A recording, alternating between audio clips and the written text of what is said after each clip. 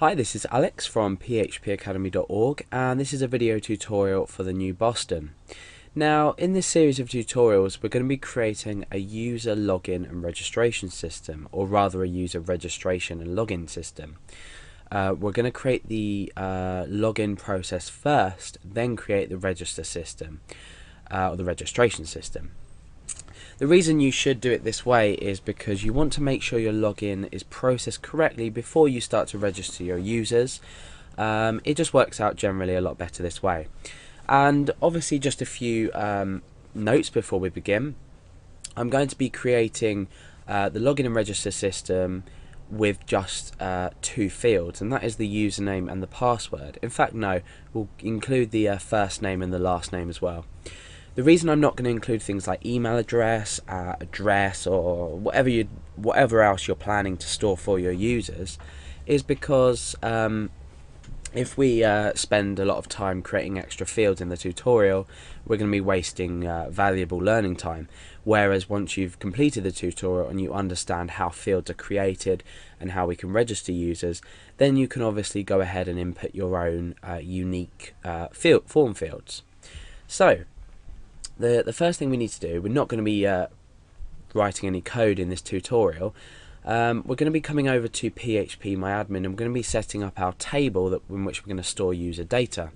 And then what we're going to do is pop a few sort of piece of dummy data in there, if you like. So we're going to register a couple of users manually using PHP MyAdmin. So the first thing I've done is I've already created my database in PHP MyAdmin. You should know how to do this. So I've created my database, now I need to create a table. I'm going to call this table just simply users. Now we need to determine how many fields we need to store. So the first field I'm going to store is, let's just blank this so we can write some notes.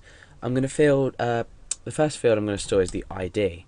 This is obviously going to be the unique field. This is going to be the primary key, and it's going to be auto increment as well.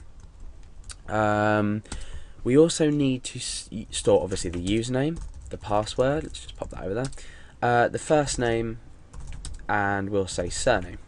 So these are the four fields, or 5 fields, that we need to include in our program.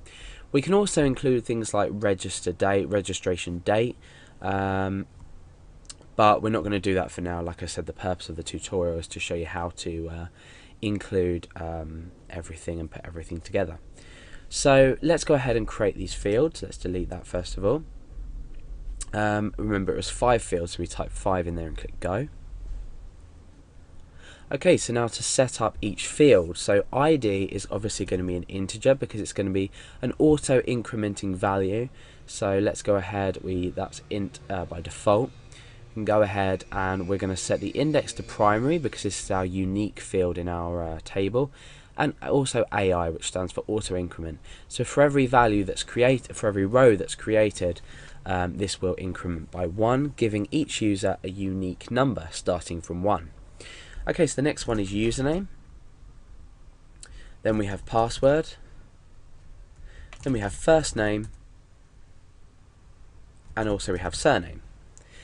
So for the username and password, we're going to pick a varchar data type. The same with the first name and the last name, so we can do these while we're selecting the others.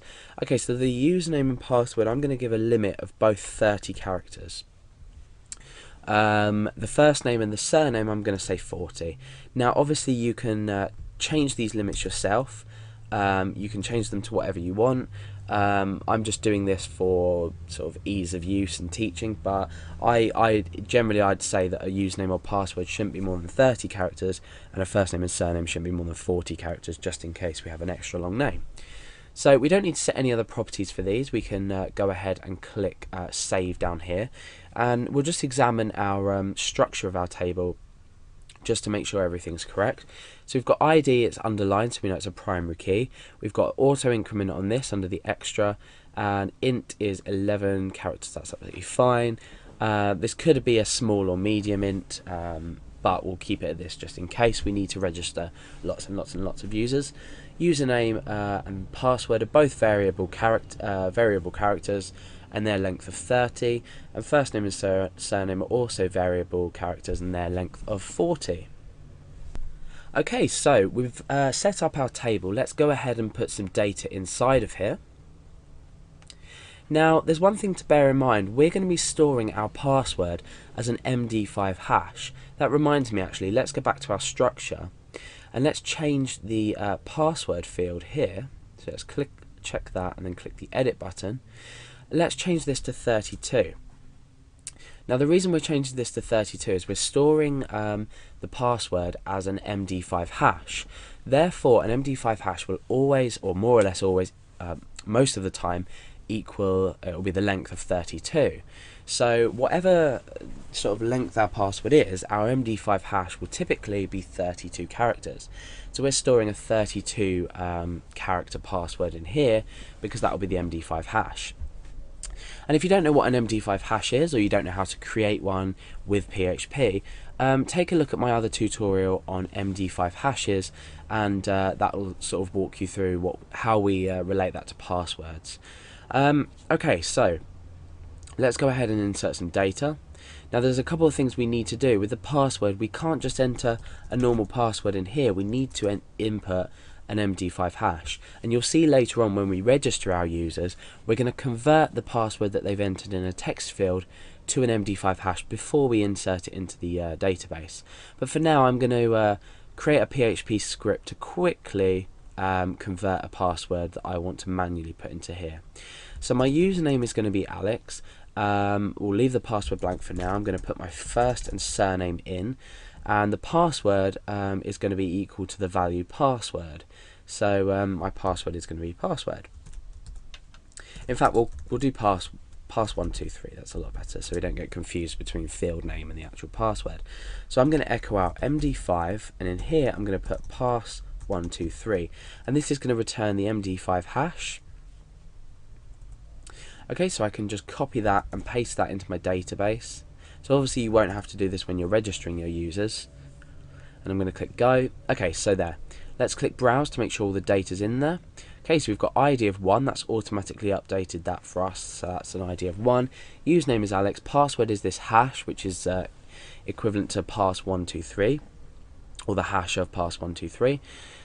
First name Alex and surname Garrett.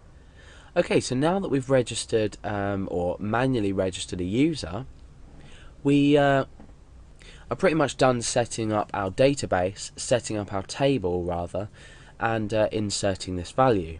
So in the next part, what we're going to be doing is logging this user on.